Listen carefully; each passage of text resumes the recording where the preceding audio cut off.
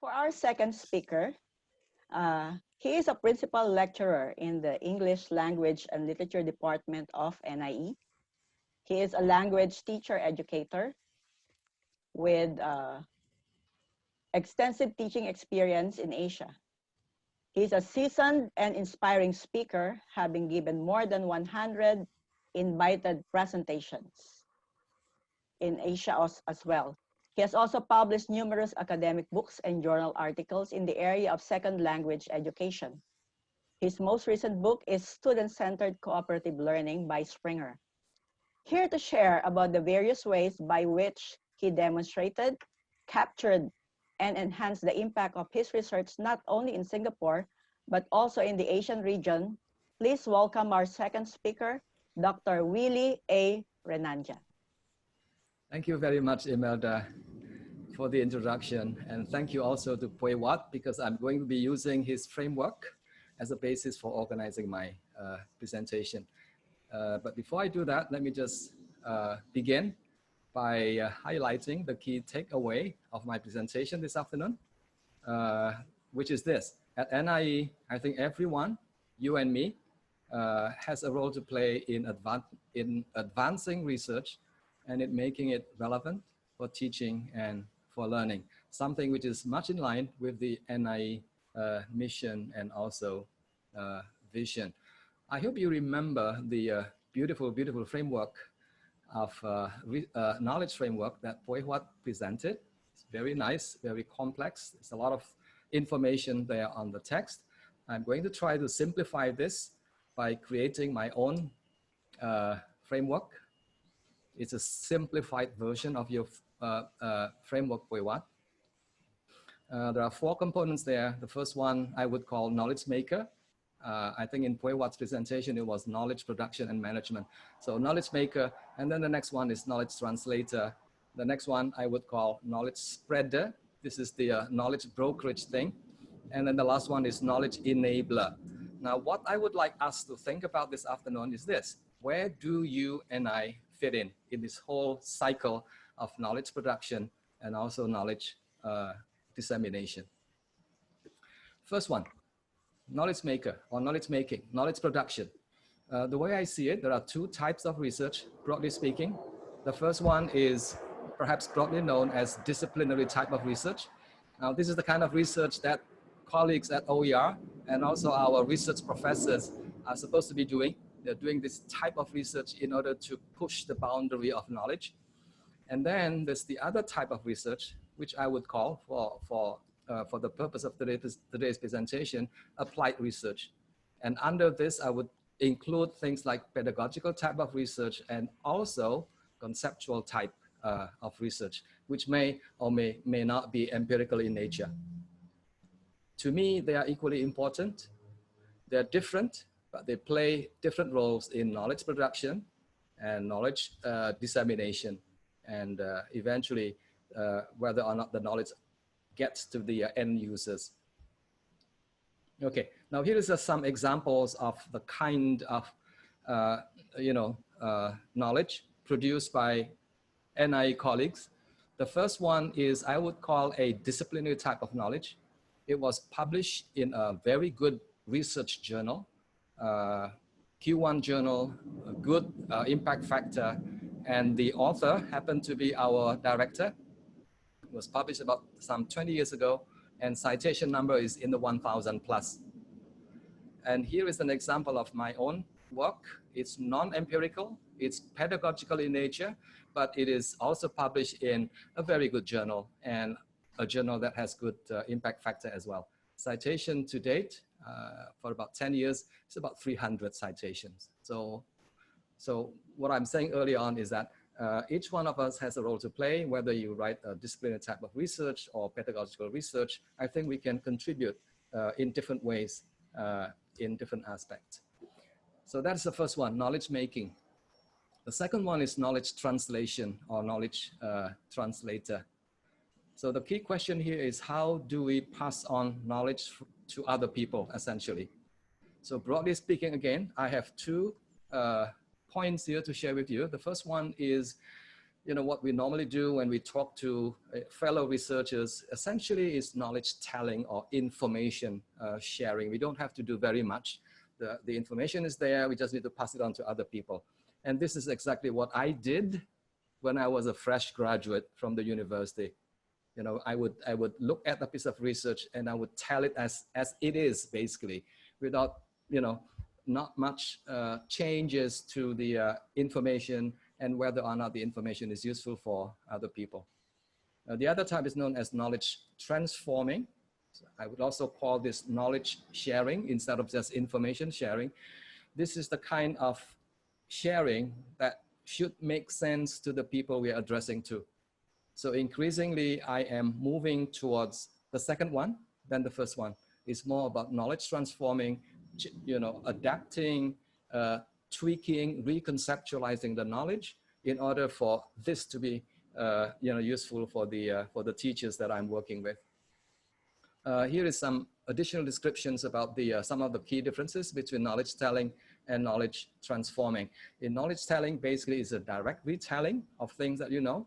A lot of research terminology, research jargons are used, things like coefficient alpha, for example, one-tailed test, and things like that. And very often the language that is used in this type of research can be very, very, very complex and also very ambiguous. The kind of things that teachers can't relate to. For example, significant results demonstrate complex interactions among variables. Wow, that is very complex for teachers to, to digest and to absorb. On the other hand, if you do knowledge transformation, I think it's more about making information or knowledge more digestible, more comprehensible. And you would use, the kind of language that teachers can relate to. So instead of scaffolded learning, in some other places in the world, this term is very loaded. So I would not use that term when I speak to people who are not familiar with the term scaffolded. I would use that guided learning, which essentially means about the same thing. And I would also use very clear and context relevant knowledge and information to get my message across to teachers or other educators out there. For example, the results are positive, very easy, very simple, but not worth your time. So what I'm saying is that, yes, the results are positive from a research point of view, statistically significant, but it's the improvement is really very small and it's not worth your time. Perhaps you need to wait for a few more years until research tells us more clearly about the impact of certain intervention in education.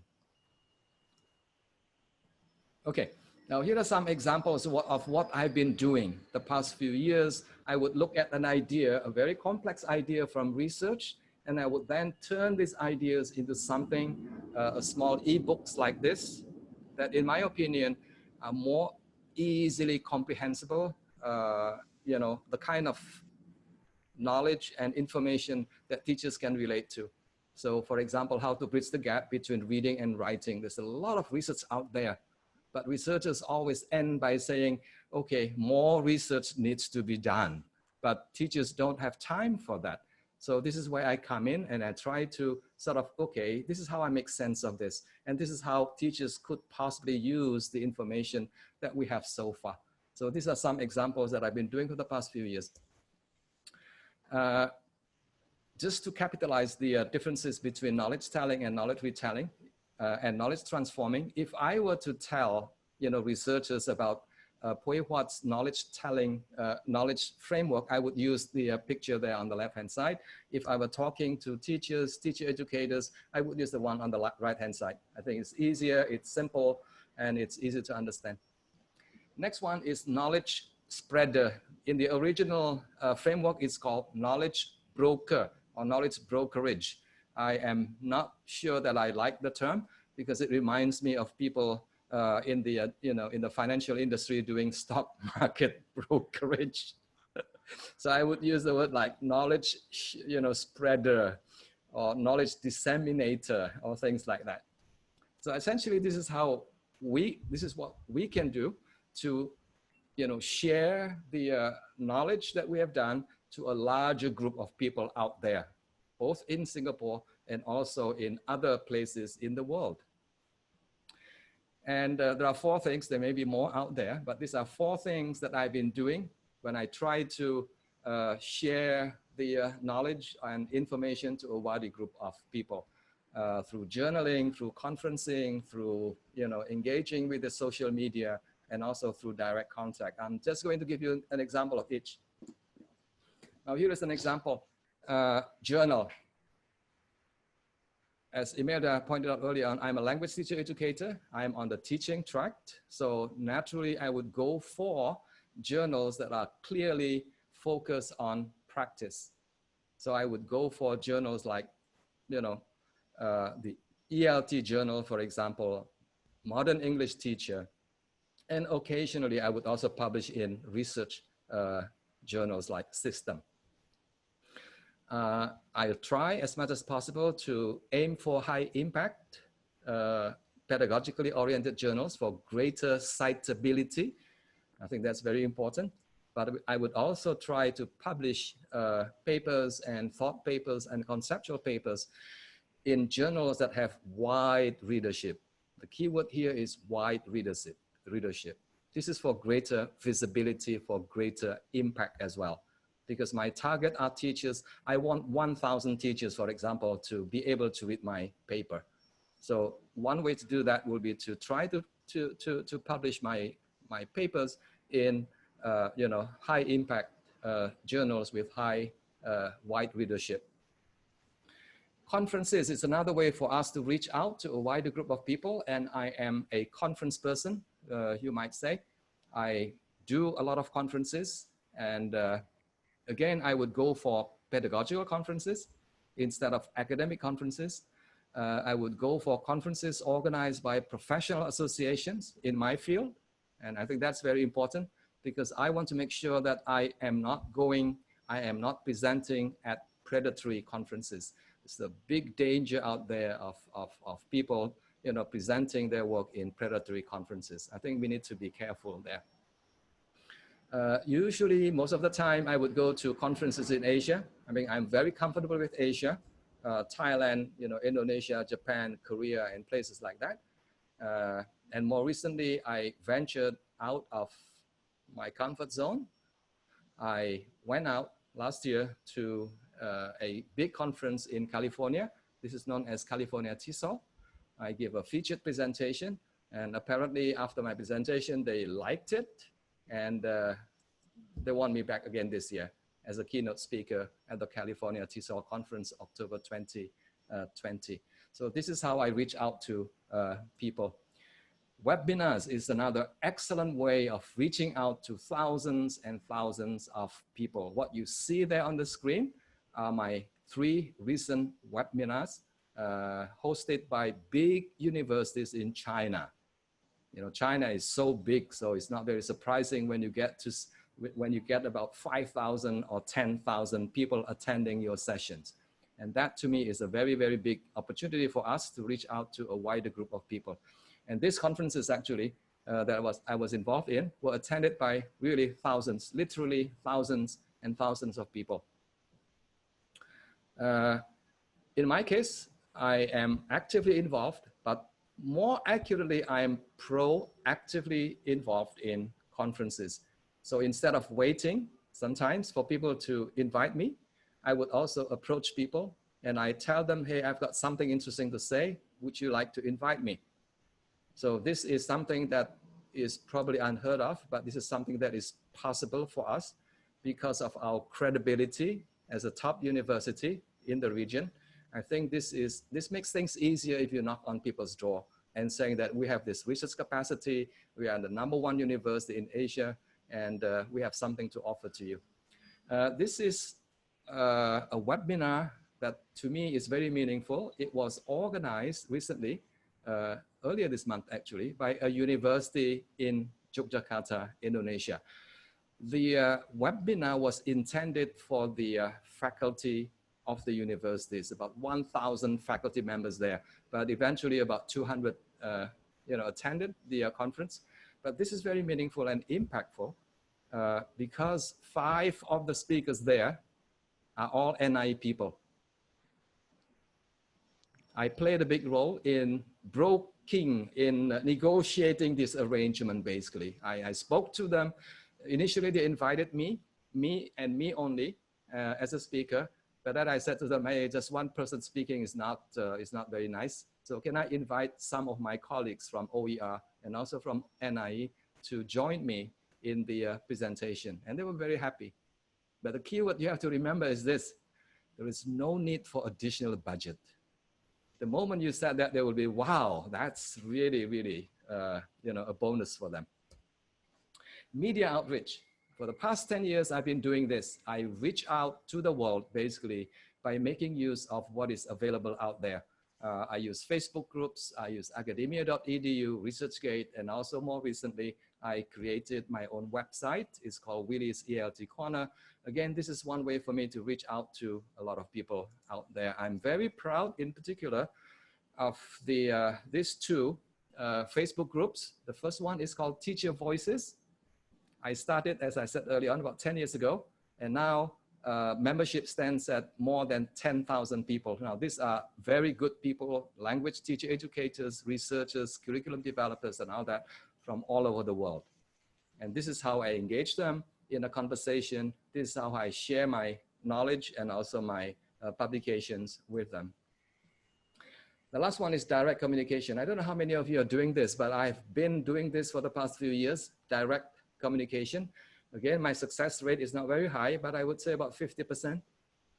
So there's all, when you approach people, there are chances that people may not be very happy with you, but I think you need to find a way to, to tell them about the benefits, about the research findings that in your opinion might be useful for these people. So I would send my newly published papers to my circle of friends, to key stakeholders in the region, deans, head of departments and things like that, and occasionally to renowned scholars as well. Now, sending your papers to renowned scholars can be an excellent way for you to get a higher visibility of your paper or of your publications. If they like it, they may even cite your work. And when they cite their work, your work, and a lot of other people may also be, aware of the work that you've just published. Finally, system enabler, or this is the real world impact that Poi Wat mentioned earlier on. There are three things that I've been doing. I'm sure there are many other ways of doing this. These are three things that I've been doing for the past few years. Number one is curriculum consultancy. Number two, organizing high impact workshop. And number three, doing joint research and joint publication. The first one is pretty straightforward. I mean, you work with curriculum developers, with appointment holders, with school leaders or university leaders, reviewing their curriculum, making recommendations and things like that. Again, as I said early on, sometimes I get invited and sometimes I would approach them and offer them my, my help or my service to them. I think it goes both ways. Here are two examples. The first one was consultancy with the Ministry of Education when they were working on the EL 2020 syllabus. The other one is reviewing the curriculum of a new university in Vietnam. Again, the impact is obvious there because you work directly with people who are in a position to introduce a new curriculum, and your ideas may get included in the curriculum. High impact workshop. I've been doing a lot of workshops. Sometimes these workshops are just one-off kind of workshops, and I would call them low impact workshop. So you meet the teachers for 2 hours and then basically goodbye and see you again in 5 years' time. I mean, the impact is likely to be very tiny, very small. What I've done here is an example of some of the, I would call high impact workshops. The first one is a workshop that I did recently in a number of cities. This is a 1 week long workshops in many different cities in Indonesia, introducing, promoting reading, promoting extensive reading. And I was very happy when more than 1,000 teachers actually came to the workshop. At least they have heard about this idea about the importance of reading in literacy development. Another example is this one. Now, this is very interesting as well to me, because when they approached me, initially they asked me to do a one-off workshop for their graduate students, MA and PhD students. I said, I don't think that's going to be very useful, because once I finish the workshop, nobody would actually pick up on the ideas that I mentioned that I shared in the workshop. So I suggested to them, hey, how about involving the students and the faculty? Because the faculty are people who are going to be supervising these students. So they need to know, they need to be involved. They agree. So this is the kind of workshop that to me is quite high impact, because your ideas are not just shared with the students, but with the faculty members. And these faculty members are likely to use your ideas when they interact with their students during the supervision period. The last one here, let me share with you. This one is very interesting because the impact is so obvious. Let me tell you something about this. I'm involved in this big organization called Extensive Reading Foundation. And the mission of this foundation is basically to make every single child in the world a reader. So that's a big dream that we have. So we would go out and conduct workshops free of charge. And at the end of the workshop, we work very hard to encourage key stakeholders, appointment holders to actually apply the idea in their school. So in this particular example, this is Chulalongkorn University in Thailand, one of the top universities there. I went there, I organized a workshop, I make sure that all the key appointment holders were there, and they listened to my presentation, they were impressed, and they decided to adopt this new program in their university. Now we are talking about 5,000 students being introduced to this new extensive reading program. To me, again, that is very high impact. Lastly, joint publications. I do this from time to time. I would do the research together with emerging scholars for buy-in, and that's very important. And number two, also, joint publication with top scholars, again, for higher impact and higher visibility. If your ideas are shared, done together with top people in the field, chances are people out there might be interested in also adopting the ideas. And finally, I've come to the end of my presentation. Remember this, at NIE, we've got researchers, we've got research scientists, we've got teachers, we've got teaching fellows, we've got teaching faculty.